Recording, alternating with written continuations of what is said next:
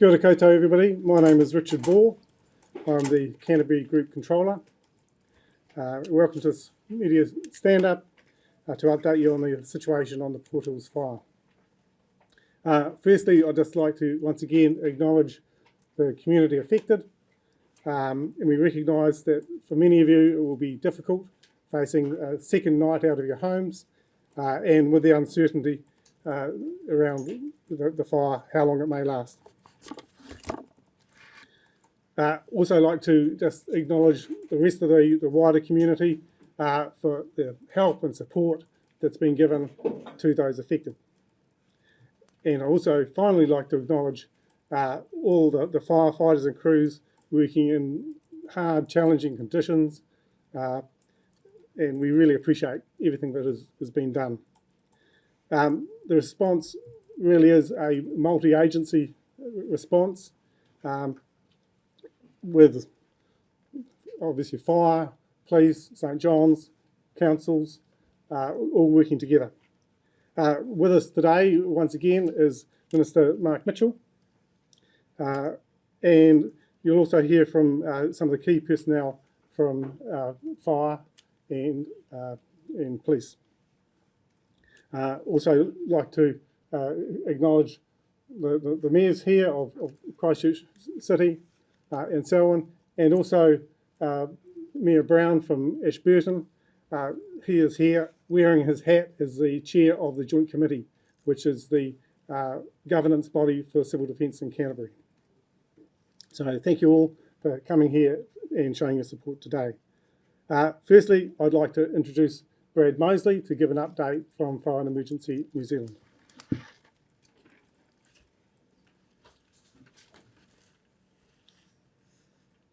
Kia ora koutou, Brad Mosby, Region Manager, Fire and Emergency New Zealand. Just reiterating what's just been said, our firefighting crews and support crews are working tirelessly in very, very challenging conditions. The fire is still not considered to be contained at this stage. It is clear that this fire is going to be a long duration event. Currently we have 27 trucks and 14 helicopters in operation, alongside 2 fixed-wing aircraft. And the fixed-wing aircraft are dropping fire retardant onto the fire lines. This work will continue into the evening, and we're planning for the same resources to be in operation tomorrow, as well as additional resources brought in for our incident management teams. The fire has breached into the adventure park. It is still uncertain how far that has gone down into the park, but we are working closely with management in there to ensure the infrastructure is kept safe, and at this stage there is no damage to any infrastructure at the park. There are currently no houses under threat, and at this stage we haven't lost any houses, which is great news for that community. We will be holding another meeting for impacted residents tonight at 7 p.m. At the Te Hapa Hallswall Centre. Again, just reiterating our thanks to the community for working with us during this event. It's very tough on them, and they've been excellent. They've been moving to safe places of safety on our advice. We have set up community hub trailers at the scene for them to get that information that they're looking for in regards to how the fire is going and when they're likely to be able to move back in. So we're working with people in those affected areas alongside police to give them opportunities, if they are there, to move back into those premises if needed, to check on animals or anything of that nature. Thank you very much.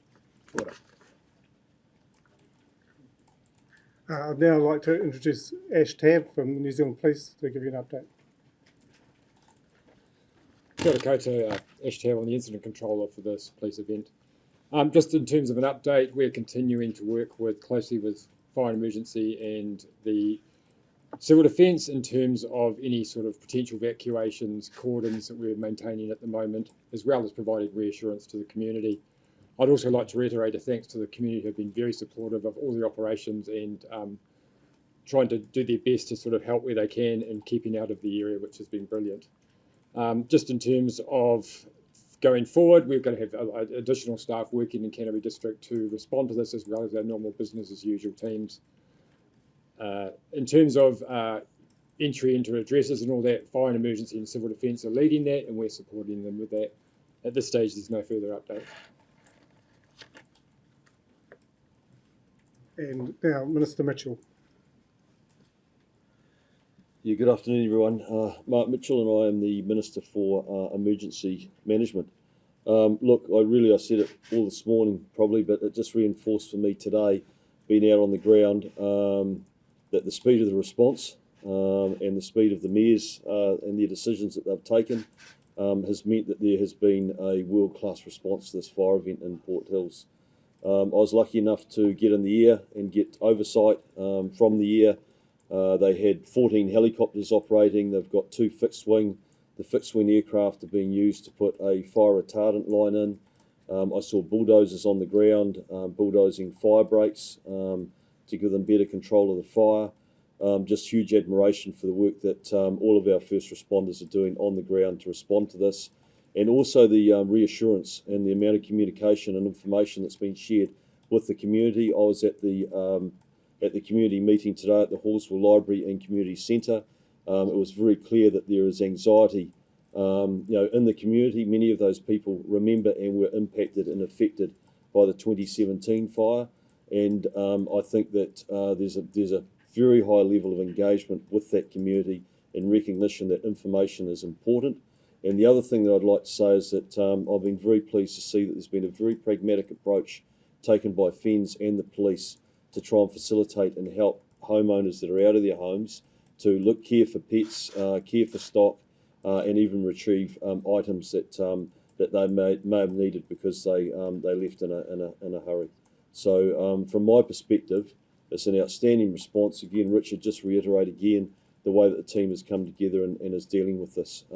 Like Brad said, it's not contained yet. It is a big fire. It's complex, of course, with weather events and things like that, the wind. But like I said, it was the speed of the response actually that's put them in such a strong position to continue to deal with it and to keep the community safe. Thank you.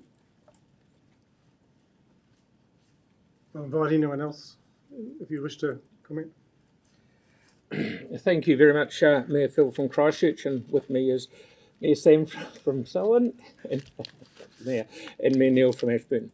I'm very pleased to hear that the community of Christchurch and Selwyn are listening to the people that are telling them what to do. We have a lot better response than we did 7 years ago because we've got a lot of lessons learned, and we are certainly implementing those. But I cannot commend enough the guys in the operations centre who are all working together for the common good of everyone. So thank you very much. Just one final comment from me. I've heard some people say the smoke's diminishing. Please don't take that as a sign that it's over. It's still very uncertain. We've got wind changes. We're not sure how it's going to behave. So there's no room for complacency. We are aware that people are out of their homes and want to get back. Also aware that they're concerned about stock and domestic animals and other things of value that they've left behind. So we're working very hard to manage that. But it's the protection of life, both human life, animals, and property is paramount.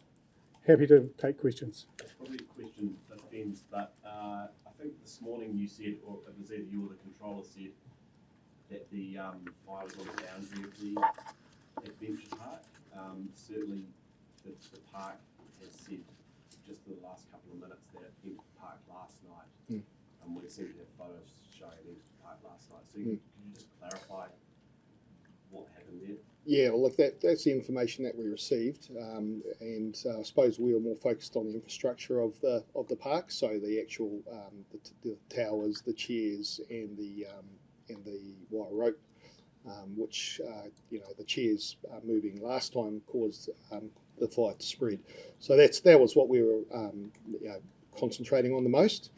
And as I said, we're working with the park management throughout this event and ensuring that we work together to maintain a good cordon around those infrastructure assets. Do you have any sense of, obviously there's some quite significant buildings at the bottom of the park, the bar and the higher, and then the pylons up the hill and so on as well. Yeah. How close is the fire to, well, the buildings on the ground first of all? Do you know? No, I couldn't give you that information at this stage, but we can get that information and provide it through our websites. But at this stage, the information is that it has breached into the park, and we're working closely with management to ensure we protect the assets in there. Is there any update at this point on the cause of the fire? No. So our fire investigators will work with New Zealand Police, and it takes quite some time to ascertain the location or the point of origin of the fire, and then from there it's about working backwards and finding out what actually caused it. So at this stage, it's too early to determine that. Are you able to, in terms of the fire, the area on fire at its peak, how large was it at its peak, and what sort of area are you dealing with now in terms of what you're extinguishing? Well, the last information we had just after lunch was at 650 hectares. Previous to that, it was 630 this morning. So it gives you a bit of an indication of how fast it spreads. About 14 kilometre parameter as well. So, it is a significant burn area. But that's our main efforts are to protect houses and not so much the burn area. So we're putting our efforts into protecting, the things that our communities value the most. And do you, maybe a hard question, but in terms of timing around, it's not under control, are we looking at days or longer before it's under control, a day, a couple of days? Yeah, as I mentioned, it is a long duration event. Even if we brought the fire under control today, it would still take days for us to fully extinguish and then what we call mop up. So we stay on site. There's always lots of flare ups. The wind gets up again and can start the fire again. So we won't be leaving the site until we're absolutely sure that fire is completely extinguished. Yeah. How much longer do you think it should take until residents can go back to their properties? Because you said the mop up, so they'll obviously have to wait until after. No, we'll work alongside our community, New Zealand Police, Civil Defence, and we'll take a measured approach to that. So we certainly won't be sending anyone back into their homes unless we're absolutely sure that it's safe to do so. Yeah. What kind of hours are your teams doing out there in terms of, they won't just sure. do the normal 9 to 5, I imagine. So tell us about the conditions for the fence, men and women out fighting the fire. Sure. Yeah, as I said, it's real challenging conditions. So we started another shift this morning at 6 o'clock, and that shift will go through till 6 in the evening. On site, though, they are rotated out, so there's plenty of rests, refreshments, and then back onto the front line. So our crews are all local at this stage. They take a lot of ownership. They want to be here to put that fire out. They really care deeply about the community. But we are working in the background looking at other resources from around the country to bring in. And that's likely to be incident management team from tomorrow. Can we clarify if it is 80 homes evacuated in total, or is it 80 homes in Christchurch and more homes in Selwyn or other areas? Do you want to answer that? My understanding, it was 80 homes in total. There was some initial confusion over that number, but it's 80 homes in total is what I've been told. And so those 80 homes will be out of their residence for a second night tonight? Yes, absolutely. Phil, obviously DCL's the majority shareholder of the park now, isn't it? So must be concerning to you. They've obviously needed help in the past. Do you have provision to potentially do that again? Because they could be looking at some more damage here, possibly significant. Can you just step up? Yeah, we'll have to wait and see how far I'm sure there is some damage. There's damage at the top of the hill. How far down it's gone. One of the things that worries me is we've got that big Crankworks mountain bike downhill thing in 2 weeks' time, I think. So that's sad that that's happened. So, but we'll just have to wait and see how far down the hill it has come and what sort of damage we've got from that. How committed? I realise it's DCL sort of things, but I mean, as a council, you fairly committed to the future of that park? Well, we have got money in the park with through CCHL and DCL all the way down the chain, and we've been committed to it this far from the last fire. We've just got out of our insurance stuff from last time, and we'll just have to see what happens going forward. So we'll stand behind it. What direction is the fire spreading?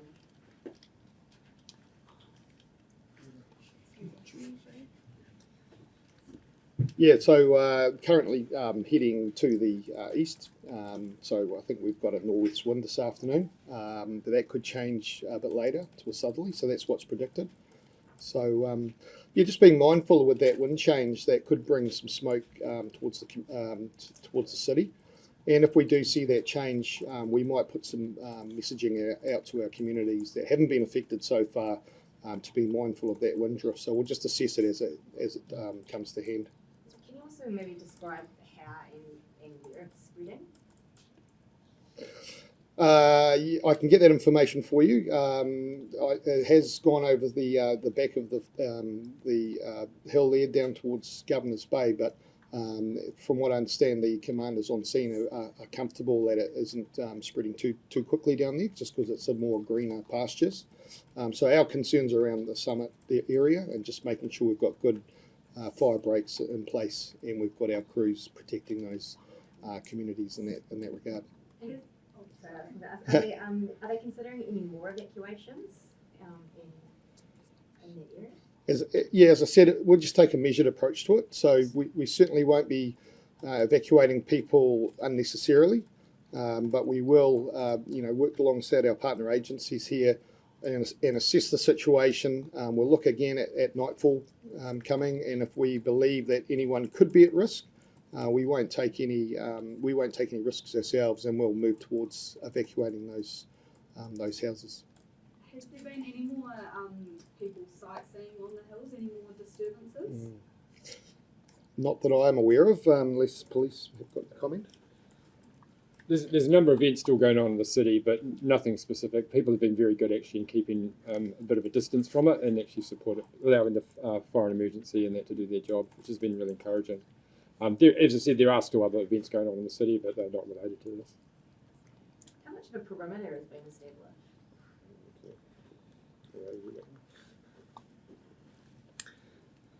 Yeah, so the perimeter, like as I said, the 14 kilometre perimeter is where it's burning at the moment. So depending on what's in front of it, again, we will only protect, we put all our focus into communities at risk.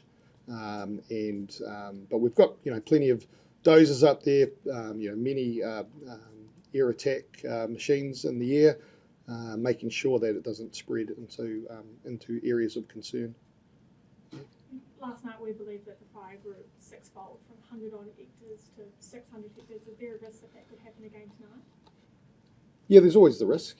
But again, our focus was on, so as it goes to nightfall, we have to put the machines down on the ground. So there will be some fire growth.